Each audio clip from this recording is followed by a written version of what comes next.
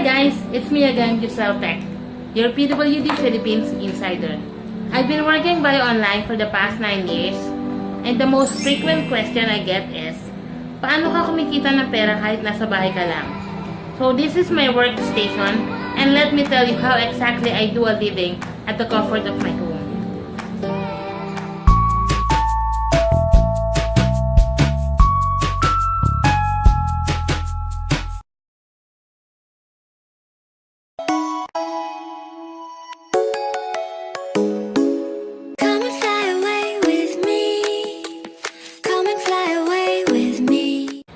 You are watching I Am Able. This is where we talk about our dreams, challenges, adventures, success, and some tips and tricks on how to enjoy life even with a disability. So if you're a PWD or someone who is interested to know how PWDs can overcome limitations and live life to the fullest, then be sure to subscribe to my channel to keep posted. Thank you! Mwah! Now, let's roll. I am a graphic designer by profession, but a traveler and a vlogger by passion. As I said on my previous video, I dreamed of being a pilot, but the job is not suitable for me. So I chose a more practical course in college. I took information technology, as the most practical employment for me is to professionally use a computer. A month after I graduated from college, I started to look for a job online. Wala pa akong idea noon, hindi ko pa alam kung saan ako magsisimula o paano ako mag-i-apply. Basta ang goal ko, makahanap ng trabaho. Until I discovered about Craigslist and OLX.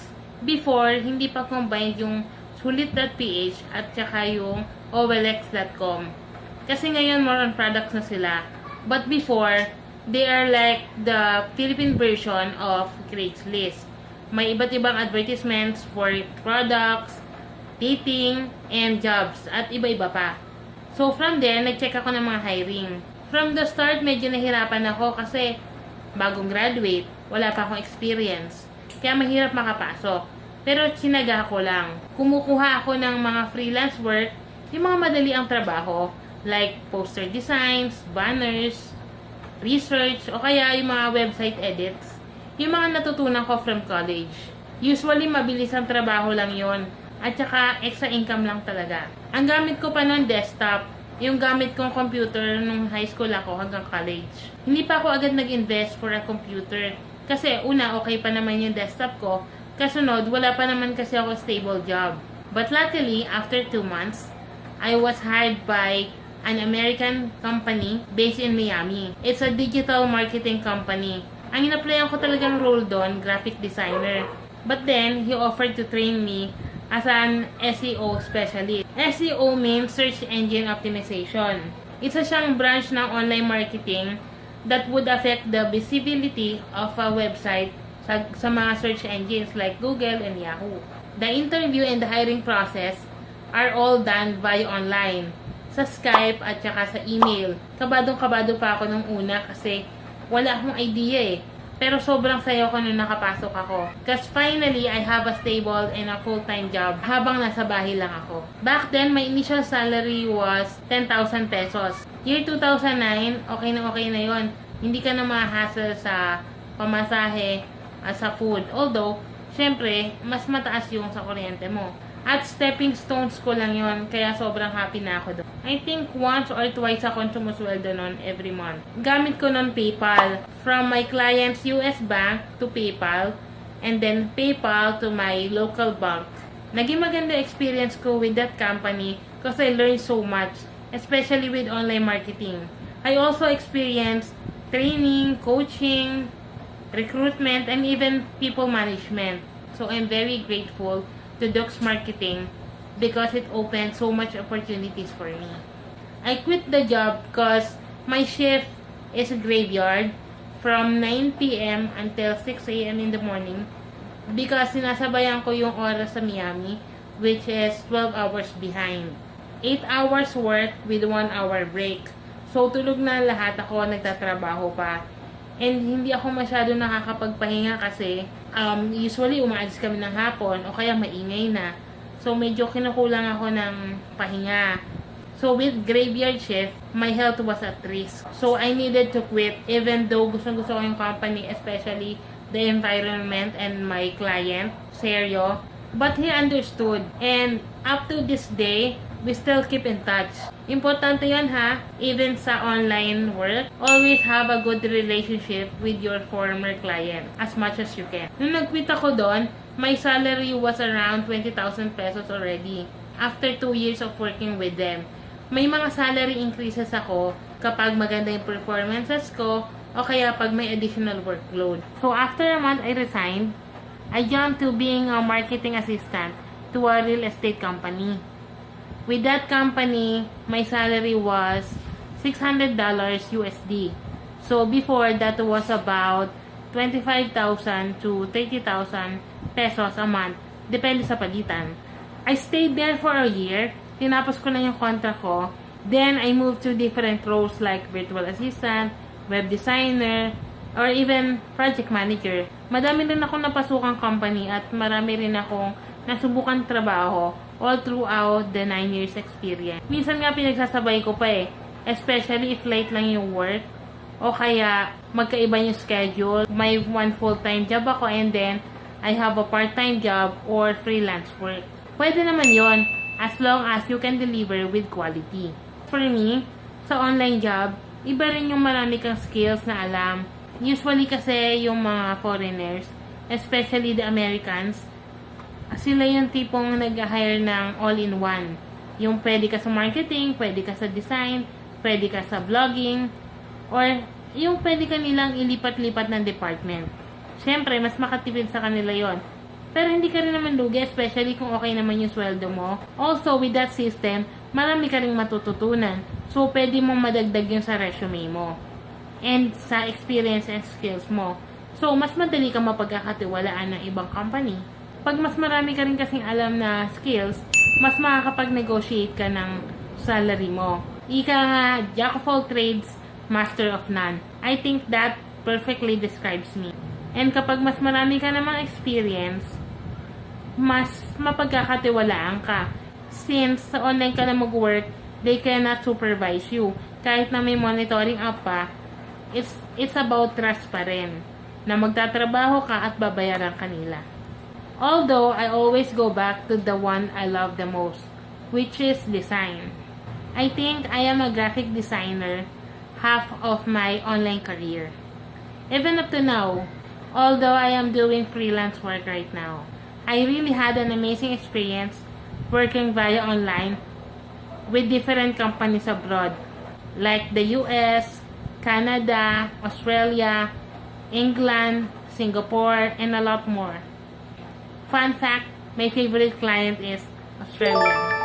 Currently, I am doing freelance work as it gives me more flexible work hours, control over the projects and the clients, and I get to be my own boss. I chose to work home-based because it's practical, less expense with fare and food, especially with the traffic we have here in the Philippines. Ayoko na sumali. And it's more comfortable. Katulad ngayon, ito lang ang workplace ko. In my bedroom, with my dog. At madalas nakapambahay lang ako, unless may video call or interview. Pero minsan yung top lang yung nakaayos, and then yung bottom nakapajama or shorts. Cons. Probably you don't get to socialize with other people like the usual setup in the office. Pero may mga makakausap ka naman, like yung mga co-staff mo, yung clients mo. Usually kausap mo sila sa chat room or sa Skype. So dun kayo makakapag-interact. Although some companies now have meetups and gatherings from time to time. Magkikita-kita kayo in a place or pupunta dito yung client nyo and then magkakaroon kayo ng event. Naka-attend na ako ng ganon siguro twice. Recently, the founder of the company that I'm working for right now went here to the Philippines and we had a meet-up gathering. I actually vlogged about it. I will be posting that soon para rin makita nyo kung saan ako nagtatrabaho ngayon. And maybe you can also apply to them. So far, am I making sense? Please comment below whoever wants to work online or kung sino dito yung mga nagtatrabaho na via online or home base. It can be boring sometimes, yes, especially if graveyard shift ka. Isipin mo, tulog na yung lahat, ikaw gising na gising pa.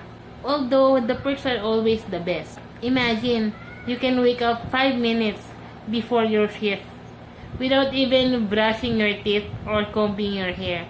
Hindi ka naman nila makikita eh. Isn't it the best? Through the years, I get to upgrade my system for my home-based job. Right now, I have 2 laptops with basic marketing and design softwares installed and basic components like mouse, headphones, and camera.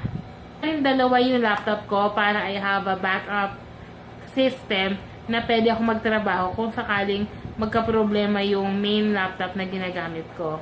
Then, my internet provider right now is Sky Broadband, yung 16 Mbps, nakabundle siya sa cable namin with 36 channels. I think it's amounting to 1999 a month. I also have an internet data sa phone ko and a tattoo stick para may backup internet ako just in case na maputol yung broadband. As I always say, backup plan and alternatives are way to success and less stress. As for my salary right now, I don't really share it to anyone but my client. But for you guys, sige, it's around $7 to $15 per hour. Depende sa project at sa client. Alam nyo guys, sa online, we can have multiple income streams. So ako, may freelance work ako as a designer, but I'm also into dropshipping and merch.